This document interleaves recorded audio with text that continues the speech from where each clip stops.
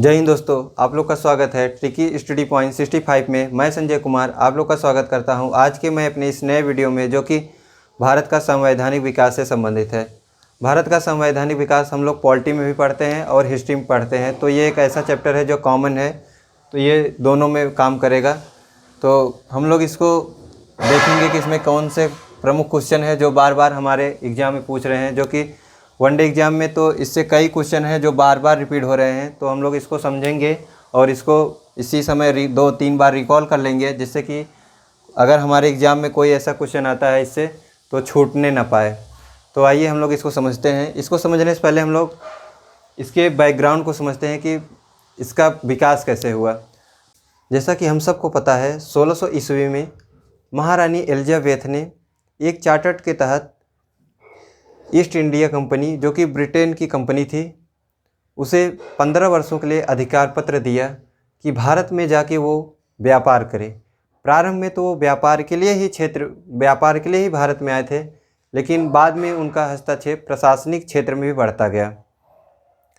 आगे चल के 1757 के प्लासी के युद्ध और 1764 के बक्सर के युद्ध में इनको विजय मिली, जिससे इनका और भी प्रशासनिक क्षेत्र में हस्तक्षेप बढ़ता गया।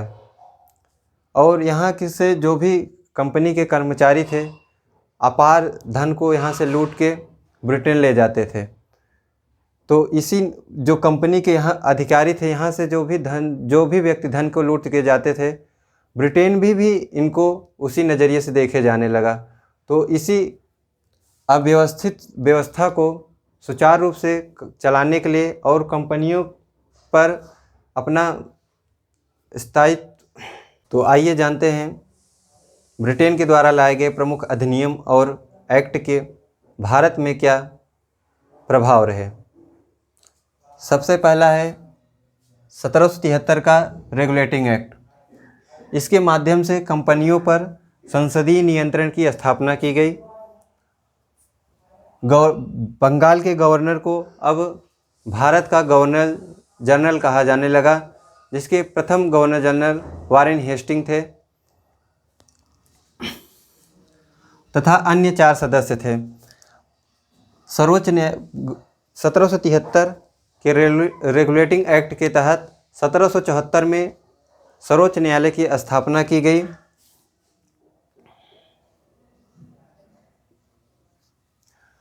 जिसके प्रमुख न्यायाधीश एलिजा एम्फे थे।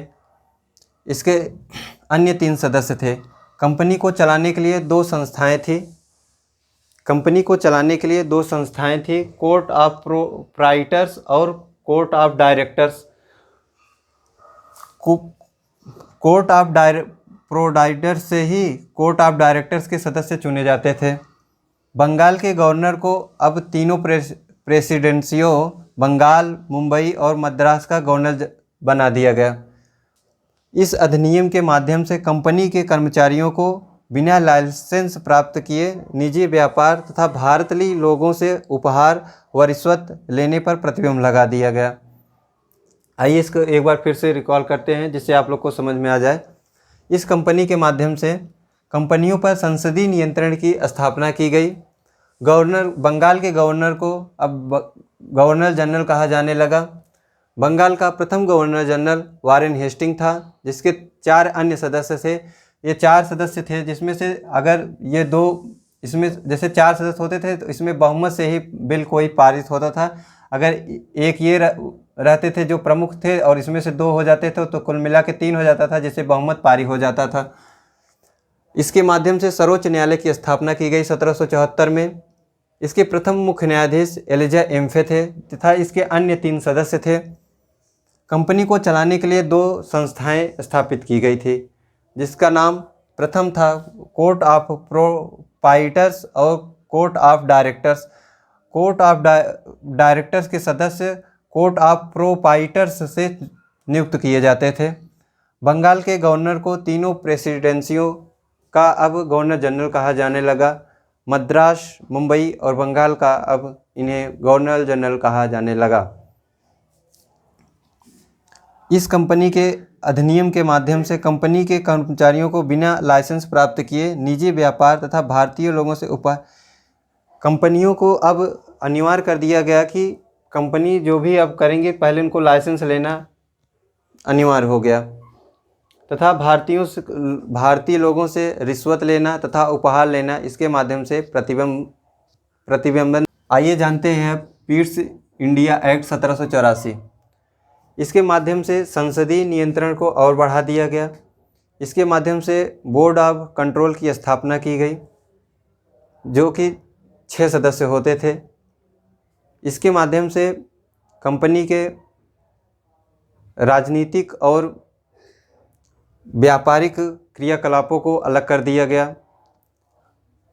इसमें गवर्नर जनरल के अधिकारों की वृद्धि की गई। आइए इसको हम लोग एक बार देख के समझते हैं। इसके माध्यम से संसदीय नियंत्रण को और बढ़ा दिया गया। बोर्ड ऑफ कंट्रोल की स्थापना की गई जिसके 6 सदस्य होते थे। जैसा मैंने आपको बताया कि बोर्ड ऑफ कंट्रोल की स्थापना की गई जिसके 6 सदस्य होते थे। इसमें से ही अध्यक्ष और उपाध्यक्ष चुने जाते थे। गवर्नर जनरल के अधिकारों में वृद्धि की गई जो कि रेगुलेटिंग एक्ट में अन्य 4 सदस्य हुआ करते थे। पीट्स इंडिया एक्ट के तहत अब 3 सदस्य हो गए। इसमें कम से कम 2 व्यक्तियों की ज़रूरत होती थी रेगुलेटिंग एक्ट में कोई बिल पारित करने के लिए। इसमें एक अन्य सदस्य प्लस और एक गवर्नर जनरल जिसके साथ हो जाता था वो बिल पारित हो जाता था। इसमें गवर्नर जनरल के अधिकार को और बढ़ा दिया गया।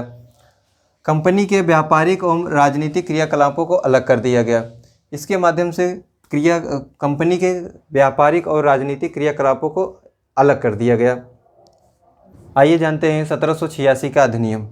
इसके माध्यम से गवर्नर जनरल को सर्वप्रथम यह अधिकार दिया गया कि विशेष परिस्थिति में वे अपने परिषद के निर्णय को रद्द करके अपने निर्णय को लागू कर सकते हैं। तथा दूसरा अधिकार यह दिया गया कि गवर्नर जनरल को अब सेनापति की प्रमुख शक्तियां प्रदान की गई। ये दोनों अधिकार सर्वप्रथम कॉर्नवालिस को प्रदान किए गए। आइए हम लोग एक बार फिर से रिकॉल करते हैं जिससे कि आप लोग का एक बार फिर से तैयार हो जाएगा। इसके सबसे पहला है 1773 का रेगुलेटिंग एक्ट। इसके माध्यम से सबसे पहले कंपनी पर संसदीय नियंत्रण की स्थापना की गई। फिर बंगाल के गवर्नर को बंगाल का गवर्नर जनरल कहा जाने लगा।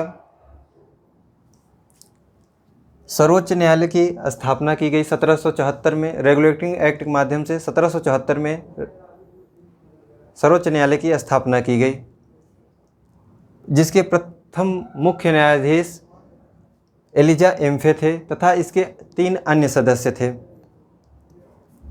कंपनी को चलाने के लिए 2 संस्थाओं की स्थापना की गई। पहला था कोर्ट ऑफ प्रोपाइटर्स तथा court of directors. Court of directors जो थे कोर्ट ऑफ प्रोप्राइटर्स के सदस्यों द्वारा नियुक्त किए जाते थे। बंगाल के गवर्नर को तीनों प्रेसिडेंसियों बंगाल, मद्रास और मुंबई का अब गवर्नर जनरल कहा जाने लगा। इसके माध्यम से इस अधिनियम के माध्यम से कंपनी के कर्मचारियों को अब लाइसेंस लेना अनिवार्य कर दिया गया तथा भारतीय व्यक्तियों से उपहार तथा रिश्वत लेना बंद कर दिया गया। अब दूसरा है पीट्स इंडिया एक्ट 1784। इसके माध्यम से संसदीय नियंत्रण को और बढ़ा दिया गया तथा बोर्ड ऑफ कंट्रोल की स्थापना की गई जिसके 6 सदस्य थे। गवर्नर जनरल के अधिकारों में वृद्धि की गई जिसमें रेगुलेटिंग एक्ट में 4 सदस्य होते थे, अब 3 सदस्य रह गए। गवर्नर जनरल को बस 1 सदस्य का समर्थन आवश्यक था जिससे वो बिल को पास कर सकते थे। कंपनी के व्यापारिक एवं राजनीतिक क्रियाकलापों को अलग कर दिया गया। इसके बाद था 1786 का अधिनियम जिसके माध्यम से गवर्नर जनरल को विशेष परिस्थिति में अपने परिषद के निर्णय को रद्द करके अपने निर्णय को लागू करने का अधिकार दिया गया। दूसरा था गवर्नर जनरल को प्रधान सेनापति का प्रमुख शक्तियां प्रदान किया गया जो कि दोनों अधिकार कॉर्नवालिस को प्राप्त हैं। वीडियो अच्छा लगे तो लाइक और सब्सक्राइब करें और अपने मित्रों को भी शेयर करें और हाँ, जो भी कमी रह गई हो उसे अवश्य कमेंट में बताएं। जय हिंद।